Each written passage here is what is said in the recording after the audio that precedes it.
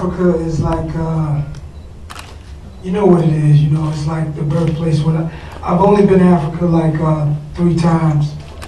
I've been there once for my birthday, and I've been there like twice for like a corporate show, sort of like what we're doing here today, and that's where I met you at. Let's go straight to it. People are scared. There's horror stories about Africa that's out of this world. There's stories that you get off the plane, you get bit by a mosquito. If you're driving down the street, you're gonna get. There's horror stories that scared people from going to Africa before hip hop was around. And when I finally got there, I didn't know what to expect. You're never gonna have enough security, so I didn't bring much. I probably brought one person with me, and brought my jewelry. If they're gonna take it, they're gonna take it. It's theirs anyway. So I went there and I figured out there's been a lot of lies told to American people about what's going on over there. And one thing about us African Americans and Africans, we don't communicate. We don't talk. We don't see a reason to talk. We don't even get along. There's a lot of Africans that don't like African Americans at all. They look down on us. They got their own little racial names for us. We've been pulled apart for years. So I mention a lot about Africa because, when I grew up in a time like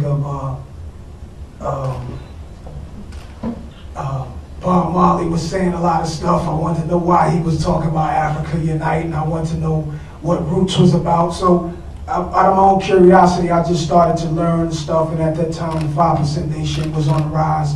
So I got some of those lessons, and I couldn't keep up with it, so I just kept growing and growing. And my name is Arabic, Egyptian, Nasir, so that already made me start to dig into where we come from and why we're in the position we're at. But to get back to your question, man, people scared. They're scared to go over there, and they have horror stories, man. And I think some of those Africans need to make an effort to show us that when we come there, that we're gonna be all right. And I've been in Nigeria, and it almost made me cry to look at the conditions of most of the people there.